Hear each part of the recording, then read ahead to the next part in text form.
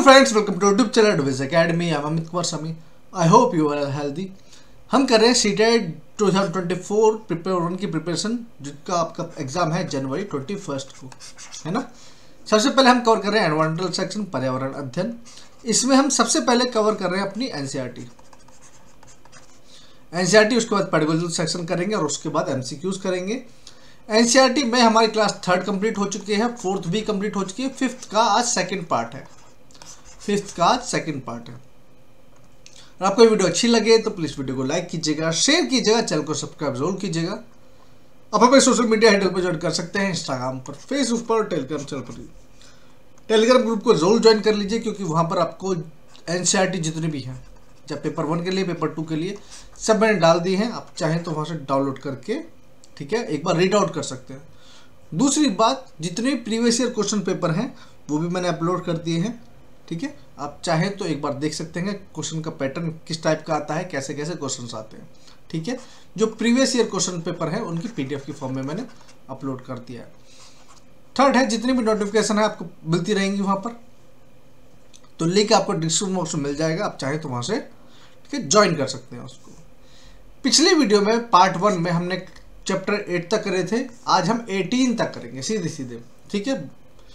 Up you go, ठीक है। Walls tell story, Sunita in space, if, ठीक है, व्हाट इफ इट फिनिशेस, ठीक है। A shelter so high when the earth shook, blow hot blow cold, ठीक है।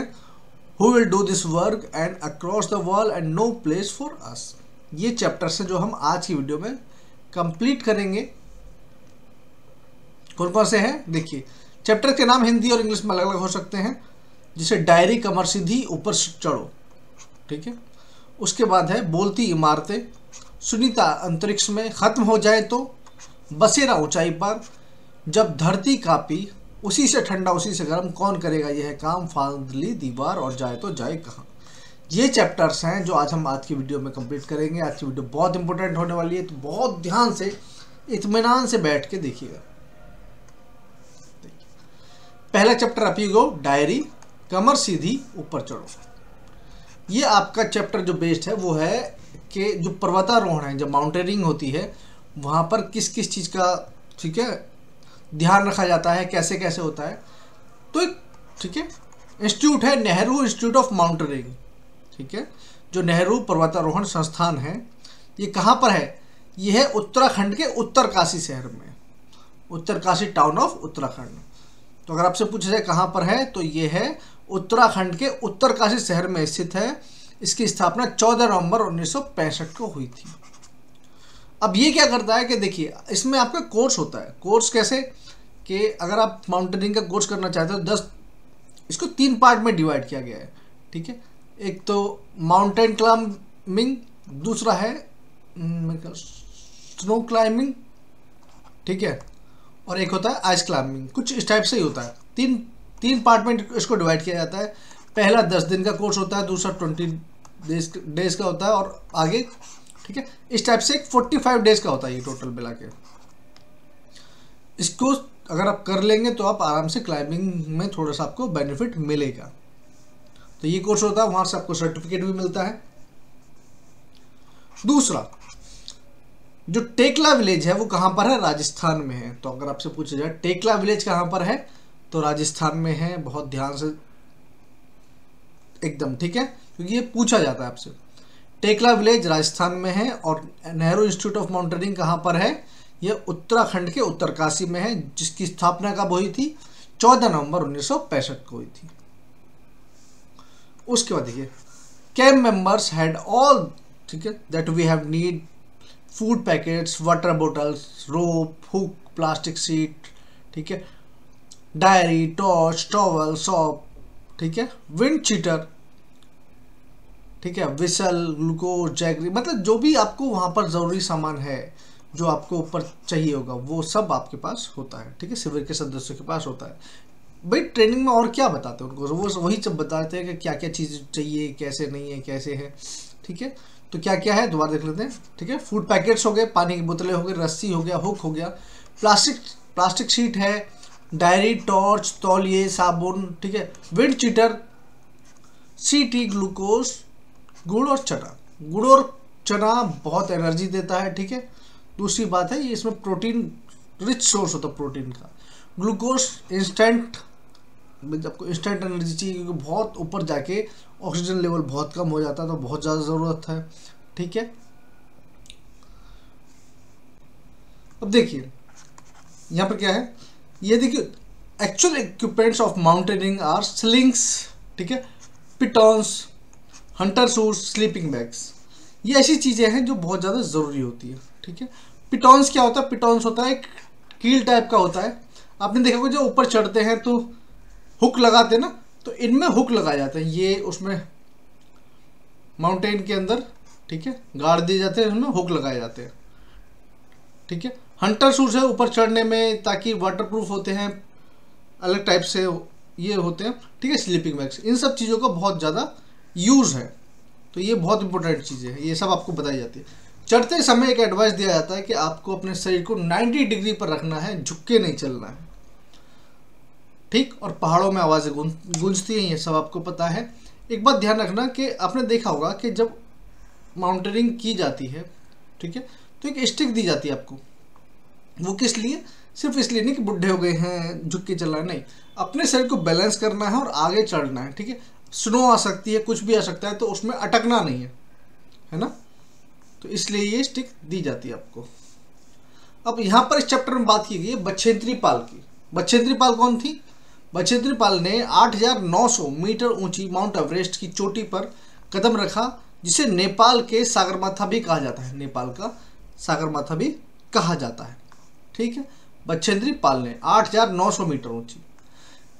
और सबसे जो बहुत इंपॉर्टेंट बात, देखिए जैसे जैसे आप माउंटेन के ऊपर चढ़ते हैं तो ऑक्सीजन लेवल बहुत कम हो जाता है, आपको सांस लेने में बहुत दिक्कत होती है।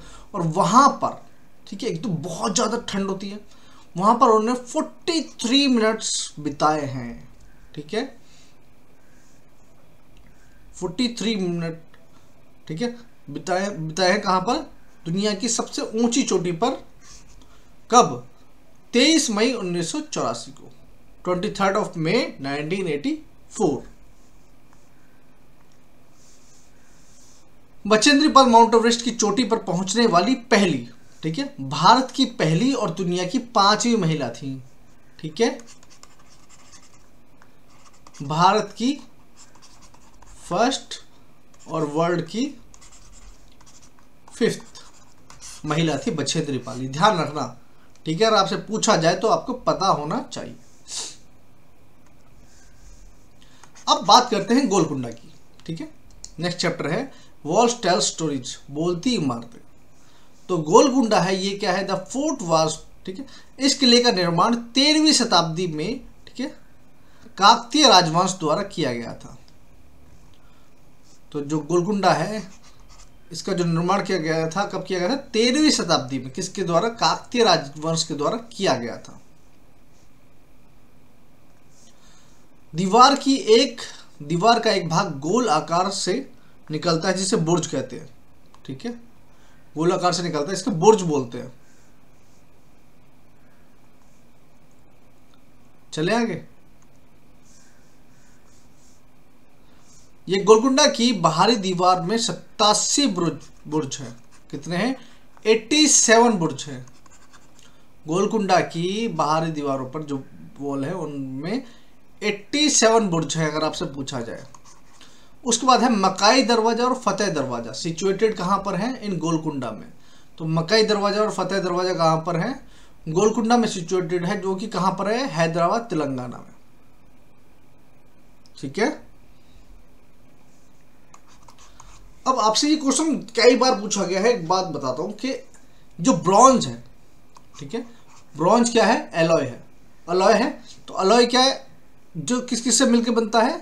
वो बनता है आपका कॉपर और टिन से। तो आपसे पूछा जाएगा जो ब्रॉन्ज है वो किस किस से बनता है? कॉपर और टिन से।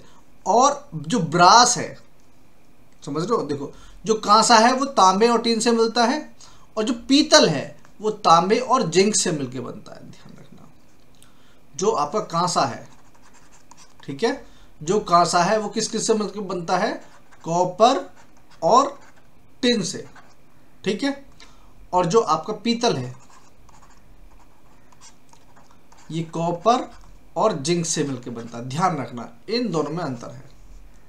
तो आपसे दोनों में से कोई भी पूछ लेगा, कांसा पूछ लेगा तो कॉपर और टिन। टिन का जो केमिकल फॉर्मूला होता है वो कौन सा होता है, जो केमिकल नेम होता है Sn, ठीक है, Sn से डिनोट करते हैं, और कॉपर को Cu से, जिंक को Zn से डिनोट करते हैं, और कॉपर को Cu से, आपको पता ही है, ठीक है। नेक्स्ट, कुचिपुड़ी नृत्य की उत्पत्ति भारत के आंध्र प्रदेश राज्य के कुचिपुड़ी नामक गांव से हुई। जो कुचिपुड़ी है वो भारत के आंध्र प्रदेश में कुचिपुड़ी जो गांव है उससे स्टार्ट हुआ, और लकड़ी की चप्पलों को खड़ाऊ कहा जाता है, ये आप सबको पता है, इसमें तो कहने वाली बात ही नहीं है ना, ये खड़ाऊ बनी हुई है।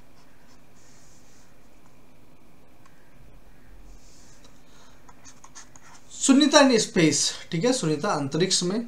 अब ये बहुत इंपॉर्टेंट चैप्टर है, बहुत ज़्यादा इंपॉर्टेंट है, इससे भी अब जो 5th क्लास के चैप्टर आ रहे हैं वो बहुत इंपॉर्टेंट आ रहे हैं, वहाँ पर कुछ भी स्किप करने वाला है ही नहीं, क्योंकि पूरी बुक का निचोड़ तो मैंने दे दिया। अब इसमें से भी स्किप करोगे तो कोई फायदा नहीं होगा। ठीक है, सुनीता विलियम 19 सितंबर 1965 को भारत में जन्मी, ठीक है, अमेरिकी अंतरिक्ष यात्री और अमेरिकी नेवी अधिकारी हैं।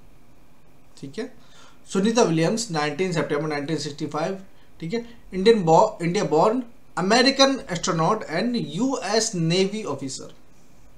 She spent 321 days in space. उन्होंने कितने दिन बिताए? 321 दिन बिताए स्पेस में। ठीक है, ये उनकी तस्वीर है, आप देख सकते हैं। सुनीता विलियम्स अंतरिक्ष यान में बैठकर पृथ्वी से 360 किलोमीटर दूर चली गई। 360 किलोमीटर। उसके बाद है 9 दिसंबर 2006 को विलियम्स ने, ठीक है, शटल डिस्कवरी की पहली बार अंतरिक्ष में परीक्षण किया। शटल डिस्कवरी का, ठीक है, शटल डिस्कवरी में पहली बार अंतरिक्ष में परीक्षण किया था 9 दिसंबर 2006 को।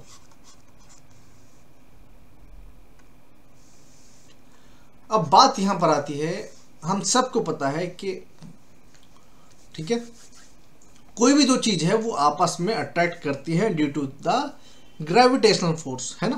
पृथ्वी एक गोले की तरह दिखती है, ठीक है, पृथ्वी का गुरुत्वाकर्षण बल हर चीज को अपनी ओर आकर्षित करता है, ठीक है, इसलिए हम नीचे नहीं गिरते। देखिए एक बात ध्यान रखना, कोई भी दो ऑब्जेक्ट हैं वो आपस में एक दूसरे को अट्रैक्ट करते हैं, ठीक है, अट्रैक्ट करते हैं, और क्यों? Due to the gravitational force. हर अब ये है कि जिसका ज्यादा मास होगा वो दूसरे को ज्यादा अट्रैक्ट करेगा। क्योंकि अर्थ का मास बहुत बड़ा है इसलिए हम आपस में नहीं चिपकते और ना ही हम यहां से गिरने का कोई मतलब है, ठीक है, क्योंकि इसमें एकदम जैसे मैग्नेट होती है चिपकी हुई रहती है, वैसे ही है। तो इसका ग्रेविटेशनल फोर्स बहुत ज्यादा होता है इसलिए हम नीचे नहीं गिरते। अगर आपसे पूछा जाए, हाँ, अगर आपसे पूछा जाए कि क्या सिर्फ अर्थ का ग्रेविटेशनल फोर्स होता है, ह्यूमंस का या फिर किसी इंसान का या किसी ऑब्जेक्ट का नहीं होता? नहीं, सबका ग्रेविटेशनल फोर्स होता है, सबका ग्रेविटेशनल फोर्स होता है। वो बात अलग है कि किसका ग्रेविटेशनल फोर्स कितना है, वो किस पर डिपेंड करता है? आपके मास पर डिपेंड करता है।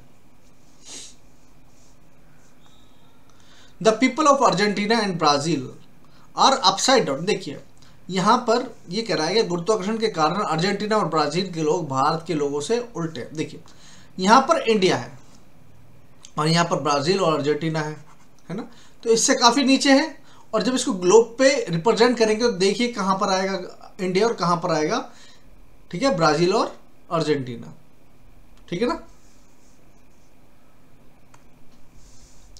अब देखिए नेक्स्ट है व्हाट इफ इट फिनिशेस। ठीक है, अगर ये सब खत्म हो जाए तो क्या होगा? हमको पता है कि धीरे धीरे चीज़ें खत्म ही हो रही हैं, ठीक है, जो भी नेचुरल सोर्सेज है, ठीक है, वो सब धीरे धीरे खत्म ही हो रहे हैं। एक है टर्म ऑयल। देखिए हम खाने वाले ऑयल की बात नहीं कर रहे हैं, हम बात कर रहे हैं, ठीक है, जो यूज किया जाता है पेट्रोल की फॉर्म में, डीजल की फॉर्म में, क्रूड ऑयल की फॉर्म में, ठीक, पेट्रोलियम की फॉर्म में। और ये सब किस में से निकलता है? ये ब्लैक गोल्ड, ठीक है, इसको क्या बोलते हैं क्रूड ऑयल को? कि ब्लैक गोल्ड भी बोला जाता है या लिक्विड गोल्ड भी बोला जाता है। तेल शब्द का प्रयोग पेट्रोल, डीजल और कच्चे तेल के रूप में किया जाता है। कच्चे तेल या पेट्रोलियम को काला, ठीक है, क्रूड ऑयल या पेट्रोलियम को क्या क्या बोला जाता है? काला सोना या तरल सोना भी कहा जाता है। ठीक, तो आपसे पूछा जाएगा कि ये ब्लैक गोल्ड किसको कहा जाता है? ठीक है, आपको इन सबको दे देगा, आपसे पूछ लेगा। नेक्स्ट क्या है?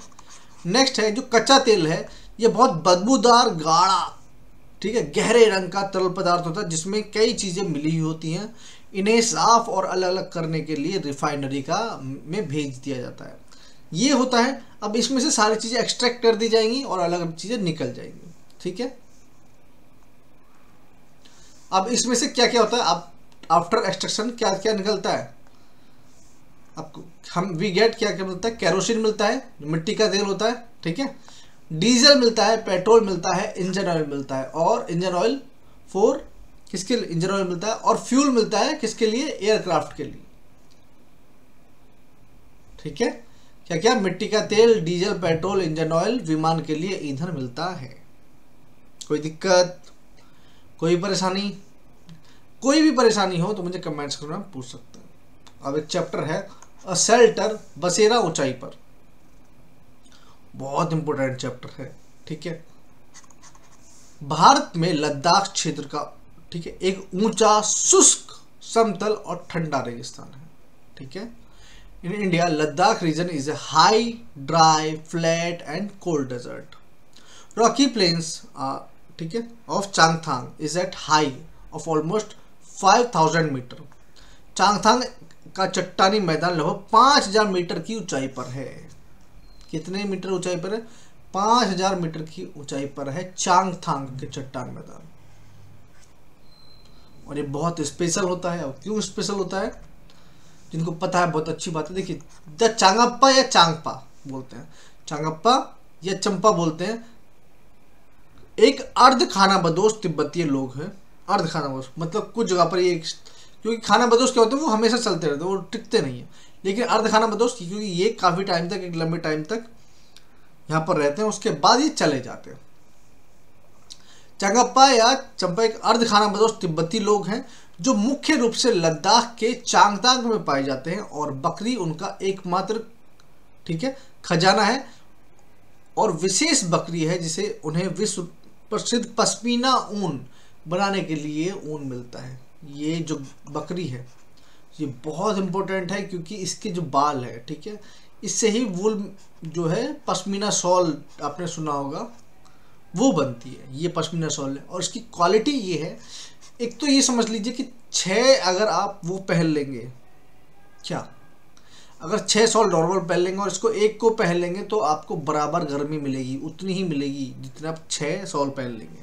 दूसरी बात कि इतनी थिन होती है कि आपकी उंगली की जो रिंग है उसमें से ये पूरी की पूरी शॉल निकल जाएगी। देखिए ये रिंग है और इसमें से पूरी की पूरी शॉल निकल जाएगी, इतनी थिन होती है ये।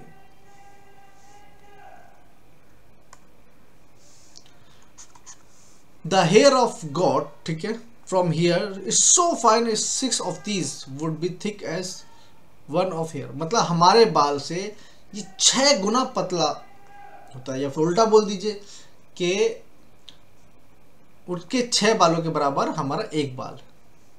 यहाँ की बकरी के बाल इतने महीन होते हैं कि इनमें से 6 तो हमारे एक बाल जितने मोटे होते हैं।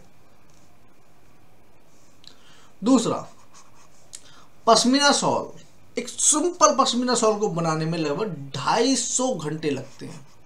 एक नॉर्मल पश्मीना शॉल को बनाने के लिए 250 घंटे लगते हैं, और अगर कलरफुल बनाएंगे तो जाहिर सी बात है और महंगा लगेगा, लेकिन इसकी कॉस्ट बहुत हाई है। बहुत हाई मतलब 70,000 75,000, जो जितनी फाइन होगी, क्योंकि 250 घंटे लगेंगे, ठीक है। 30-35,000 भी है, मिलने के तो आपको 10,000 में भी मिल जाएगा। लेकिन बात वही है कि ठीक है, कुछ लोग मिक्स बेचते हैं, ठीक है, कि उसमें थोड़ा पश्मीना होता है, किसमें कुछ होता है, लेकिन ये कभी भी उससे नहीं बनाया जा सकता कि मशीनरी बनाया, इसको हाथ से ही बनाया जा सकता है, क्योंकि इतना महीन होता है, काम नहीं हो पाता।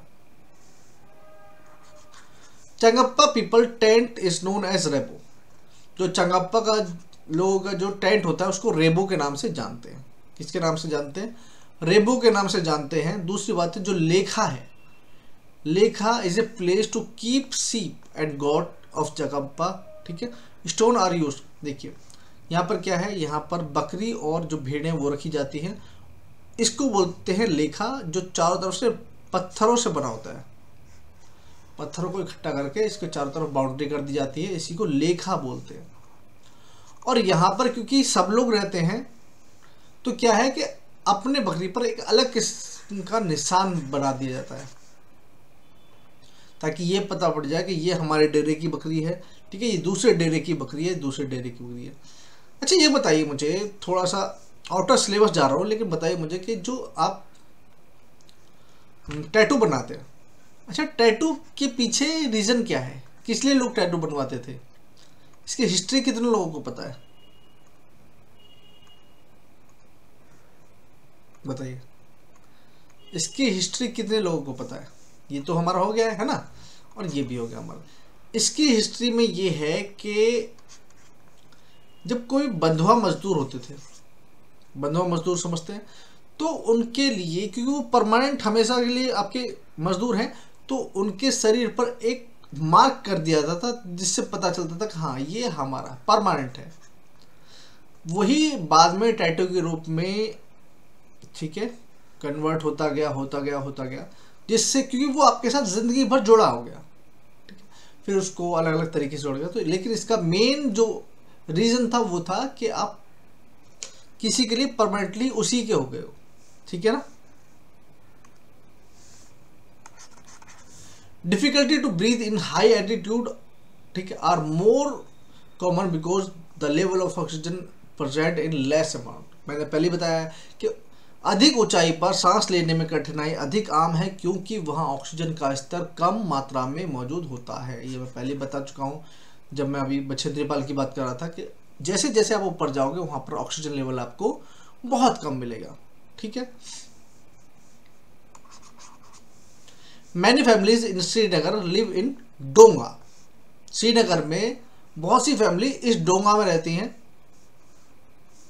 ठीक है, जो कि डल लेक और, ठीक है, झेलम रिवर, जो कि डल झील और झेलम नदी में डोंगा मिलता है। तो ये डोंगा होता है।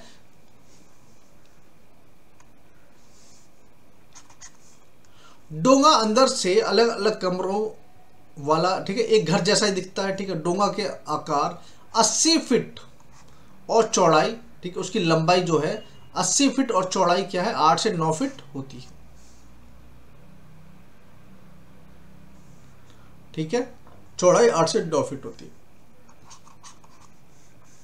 शिकारा, ये रहा शिकारा, यह एक प्रकार की लकड़ी की नाव होती है जो भारत में जम्मू और कश्मीर में डल झील और श्रीनगर के अन्य जल निकायों में पाई जाती है। और यहीं पर जब आप इसमें बैठ के जाएंगे तो आपने देखा होगा साइड में और लोग आते हैं जो कहवा आपको सर्व करते हैं, मतलब बेचते हैं एक तरीके से।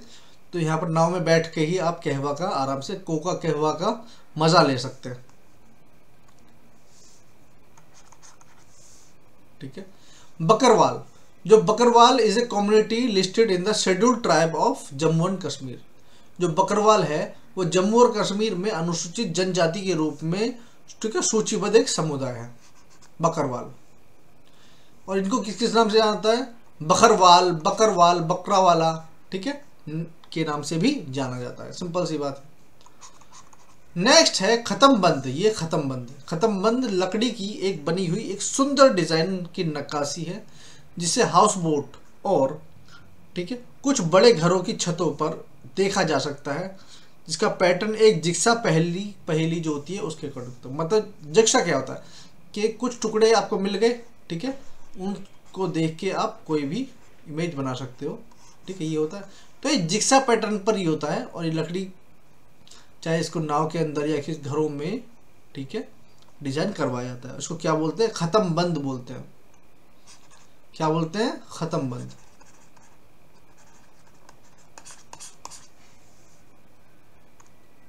नेक्स्ट जो डाब है, ये डाब कुछ पुराने घरों के अंदर होता है। इससे एक विशेष प्रकार की खिड़की होती है जो दीवार से बाहर निकलती है और सुंदर लकड़ी का पैटर्न बनाता है।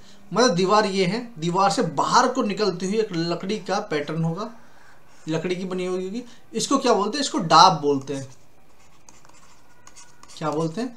इसको डाब बोलते हैं। ठीक है, कुछ पुराने घरों में मिलता है, खैर अब नए नए घरों में भी मिलता है, ऐसी बात नहीं है, लेकिन वही है, पुरानी चीजें दोबारा दोबारा। ठीक है, कभी भी फैशन कभी भी पुराना नहीं होता, वो दोबारा रिन्यू होता रहता है। नेक्स्ट है जो मेहराब है। ठीक है, पुरानी इमारतों के, ठीक है, पुरानी इमारत के खूबसूरत, ठीक है, मेहराब वाले दरवाजे और खिड़कियों को मेहराब कहा जाता है। सपोज कीजिए ये आपका कोई भी विंडो है, ठीक है, खिड़की है या कुछ भी मान लीजिए, जहां पर ये डिजाइन किया गया है, ये आपका क्या है? मेहराब है। ये जो बनाया हुआ है ये क्या है? ये पोर्शन क्या है? ये मेहराब है। जो ये डिजाइन किया हुआ है ये आपका मेहराब है, ध्यान रखिएगा।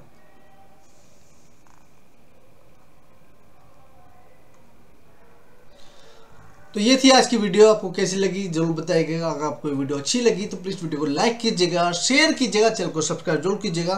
ठीक है, इसके बाद इस वीडियो का लास्ट पार्ट आपको जल्दी ही कल मिल जाएगा। ठीक है, मिलते हैं नेक्स्ट वीडियो में, तब तक के लिए टेक केयर और ख्याल रखिए अपना और पढ़ते रहिए।